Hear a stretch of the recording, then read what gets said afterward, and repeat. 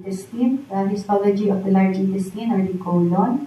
So here are the segments, so the different segments of the colon. So it starts from the cecum and then proceeds as the ascending transverse, descending sigmoid, and the rectum, and then you have there the terminal veins.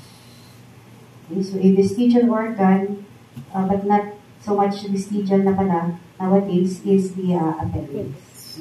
The appendix, which is part of the large intestine. So when I was a medical student, we treated the appendix as a vestigial organ. Ang dating pangalan niya ay vermiform appendix. Ngayon, appendix na lang.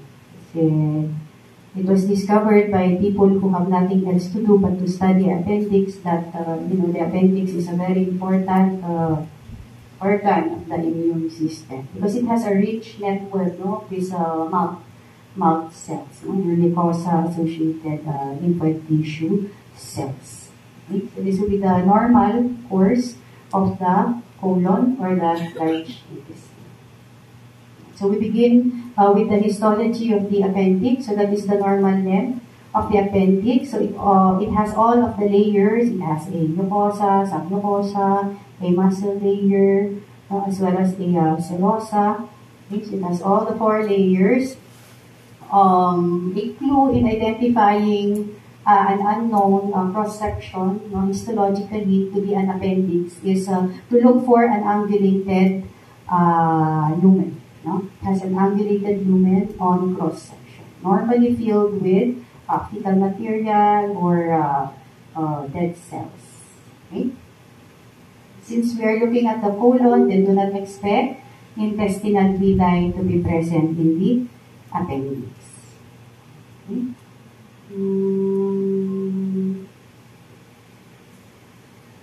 Yeah, so just a few differences when it comes to the amount or the number of cells present in the epithelium. So mainly in the appendix, you find there mainly the presence of enterocytes, okay, and a few goblet cells plus M cells. Yeah, so this is a whole mount view or cross-section of the appendix. So you have there an angular lumen or angulated lumen filled with cell debris. You have there the mucosa, and then you have the submucosa, and then the muscle layer and the serosa. So notice the prominent terminal centers in the mouth, okay, in the mouth portion of the appendix. So you have displacement of several intestinal glands because of these lymphoid aggregates. So another example of a cross-section of an appendix, so showing a more angulated lumen, and then you have there the mucosa, and then you have the submucosa, and then muscle layer, and then you have the serosa. Okay. Another example of an appendix cross-section. So again, you have an angulated lumen, a very prominent mouth, marked by the germinal centers and only a few intestinal glands.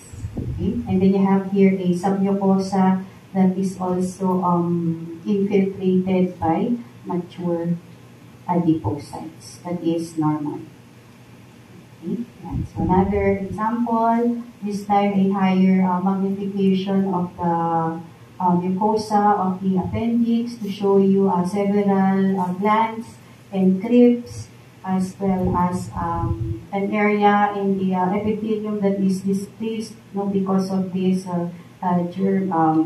lymphoid tissue with prominent germinal center. Okay. As for the rest of the large intestine or the colon, this will be the description, description of the mucosa of the cecum and the rest of the colon. Okay. So in the colon, you do not have any more plicae circularis. So how do you call the planchet folds? Huh? What? Ano? Mucosal folds. Planchet mucosal folds. May tawag doon. Hanapin nyo. I-google nyo. Expert naman kayo pag google. Okay? So you do not anymore see intestinal villi beyond the ileocecal valve. Comparing the crypts of the cecum and the rest of the colon to the crypts of the small intestine, they are longer, no? In the large intestine. Take note, you will no longer appreciate Paneth cells, and there is a higher number of goblet cells in the colon. Okay.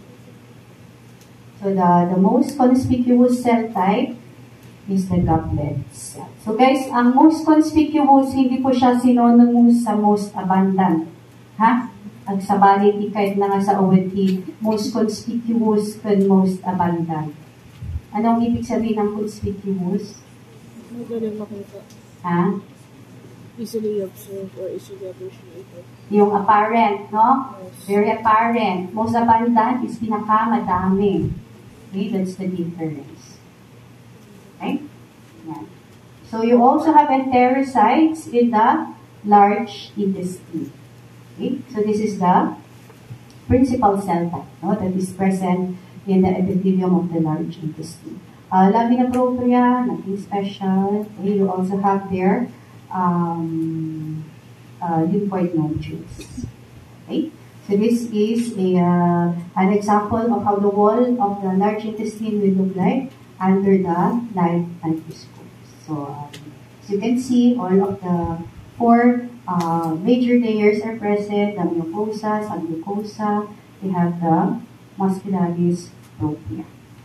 Okay?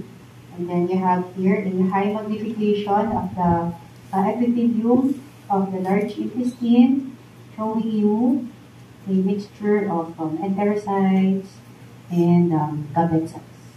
Okay, so the most conspicuous would be the goblet cell, but the principal cell type would still be the enterocyte. So in between the glands would be the substance of lamina propria. So here again to show you the two major cell types. I mean the two apparent cell types that we see here, namely the enterocytes or the absorptive cells and the goblet cells. So comparing it with the small intestine, we have a higher number of goblet cells in the large intestine. Okay. So also in the colon, the muscularis mucosae layer, which is the lowermost layer of the mucosa, is also well developed.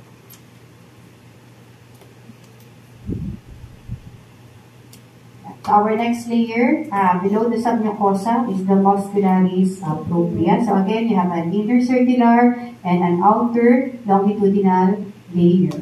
So a modification in the wall of the colon will be the taenia coli. Okay? So the taenia coli are modifications coming from the outer longitudinal layer of the muscularis propria. Okay? So these fibers, they aggregate into three evenly spaced longitudinal bands, which are in a state of partial contraction. So that is the reason why you have costrae, no, in the colon, no, because of the taenia coli. Okay? And then of course, in between the two layers will be the mesenteric plexus.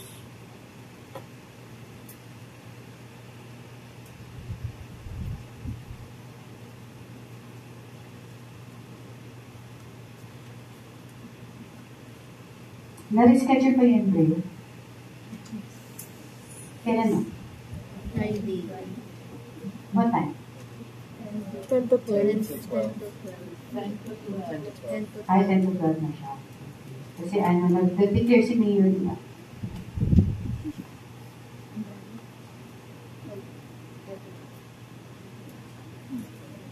Yeah. Okay, so this is a whole mount a cross-sectional view of the colon. So you have here again the 4 layers, the mucosa, submucosa, the muscularis propria, and the serosa. So very obvious here will be the taenia coli. Okay, so just by looking at this, we can conclude that they are indeed coming from the outer longitudinal smooth muscle fibers. No? So they are in a state of partial contraction. So that's the reason why in the colon it is normal to have ostrich. Okay. Yeah. So this is a closer look at one of the taenia coli, which is a part. No? It is a part of the muscularis propria, guys. Right? It is not a part of the serosa. Okay. And of course, you have again the ganglion cells of your myenteric plexus. If you want to appreciate this myenteric plexus, between the myenteric plexus kasi and the submucosal plexus, this is the one which is easier to find. Right? It's more obvious because it tends to show more prominent ganglion cells. Okay? So another modification in the colon, which you do not see in the small intestine, will be the presence of appendices epiploicae. Okay? So these appendices epiploicae are modifications naman of the serosal fat. No? Modifications of the serosal fat. So this is one of our clues, no, when they submit a specimen to us, okay, that we are looking at the large intestine rather than the small intestine, and one of that will be this, the presence of the appendices epiploicae. So we have that these appendices epiploicae can form very large, no, pendulous fatty protuberances from the serosa. How do you call those mucosal folds? Hindi haustra, ha? My goodness gracious. The haustra is not a mucosal fold. It is an outpouching of the wall of the colon because of the taenia coli. My question earlier was, what is the equivalent of the plica circularis in the small intestine pagdating sa large intestine? May sagot na kayo? Ano? Semilunaris. Okay? Plica semilunaris. Okay? Okay, moving on. So after the ascending, transverse, descending, sigmoid, okay, we now have the rectum. So this segment of the colon would come after the sigmoid. So that is the normal length. The inferior portion of the rectum is slightly dilated, no, to form the ampulla of the rectum. Okay, so one of the features, histologic features of the rectum will be having very long crypts, no, very long crypts. Okay. So this rectum will continue up to the part of the ampulla. Afterwards, kasi you already have the anal canal. Okay, so the anal canal would have a normal length of 4 cm. So in the mucosa of the anal canal, you have there columns of Morgagni. So these columns of Morgagni are longitudinal folds, rather, no, that converge, no, or meet one another to form the anal bulbs. And then in between these bulbs, you have the anal sinuses. So comparing the crypts of the rectum and the anus, the anal crypts, no, will be much shorter. Yeah. So that will be the orientation of the longitudinal columns, the columns of Morgagni in relation to the mucosa of the rectum and then the anal canal inferiorly. So in the rectum, Do you still find the 4 layers? Yes. So you will still note mucosa, submucosa, muscularis, tropia, and A. serosa. And so at this point, you will again meet another junction. So ang dami-dami yung maaralin na junction. The anorectal junction. So this is the last junction, no, in the GIT. What is the first junction? The GE junction, tama? Yes. May pharyngoesophageal junction ba? Wala, di ba? Kasi hindi naman magkakulit yung pharynx sa esophagus. Kaliwalay naman yan. Okay? So the gastroesophageal junction, baba, maraming ibang junction doon. Tapos this is the last one, no? The anorectal junction. So the challenge among first-year medical students is to distinguish this from the GE junction. Because you have the same two types of epithelium. One side would be simple columnar, the other side would be stratified squamous. Okay? The clinical significance of this junction is, it is a common site, no, for neoplastic change. Because this junction is unstable, no? The cells that are present here, especially if you have injury of this type, no, that the cells that are present there will be subject to mutations, no, especially after injury. So injury will take the form of inflammation, no? For example, chronic inflammation. Yeah. So that is how the anorectal junction would look like. Okay? So sa isip ng first year med student, wala namang di ba? May difference ba yung rectal mucosa kaysa dun sa cardiac mucosa? Baka hindi nyo naman maalala yung itsura ng cardiac mucosa, di ba? So yun yung challenge kasi sa practicals. Is there supposed to be a difference between the esophageal and the anal wall? Meron difference. Sino? Parang wala yun. Anong difference? So take note that the transition from simple columnar to stratified is very abrupt. As you can see there. From simple columnar, it becomes suddenly stratified squamous epithelium. Okay, so moving on to the anus, the histology of the anus. The epithelium will vary, it will gradually change from simple columnar to stratified squamous non-keratinized to stratified squamous non-keratinized to stratified squamous keratinized. Okay? And then by the time you are looking at the stratified squamous keratinized epithelium of the anus, you will also expect to see adnexae, like hair follicles and sebaceous glands. Okay? So, in some of your slides, you can also appreciate glands in the anus, no? Your anal glands and your circumanal glands. So, the anal glands are the ones that are seen at the rectoanal junction, okay? But in the anal canal itself, we call the glands circumanal glands. Okay? So like for example, this one, the glands that we are looking at here will be the anal glands. Okay? Because they are found at the vicinity of the anorectal junction.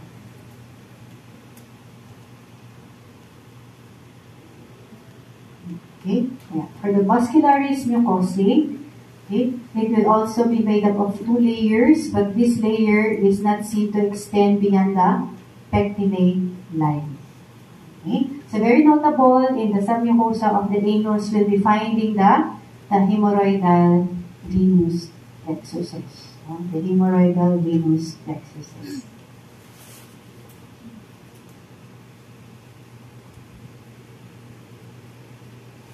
And so, sino na nagka-hemorrhoids dito?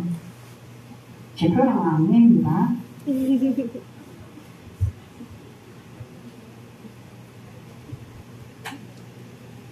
Okay.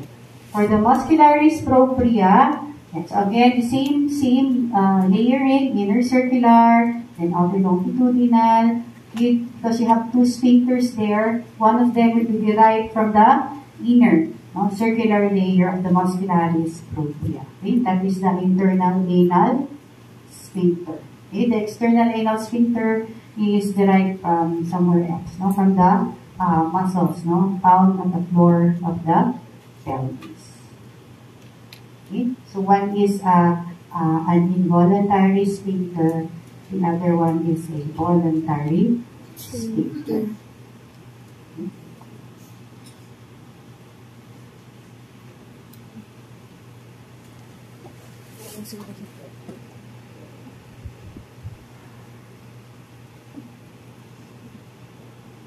So your midterms in gross anatomy will start today? Yes. Okay. Were you informed that Dr. Debatiti will not be around tomorrow? Ay, hindi pa? Okay. Pag na-confirm siya, kunin ko, mag-advance ako ng liver histology. Pa-update na lang ako. That's my last slide. Thank you for listening.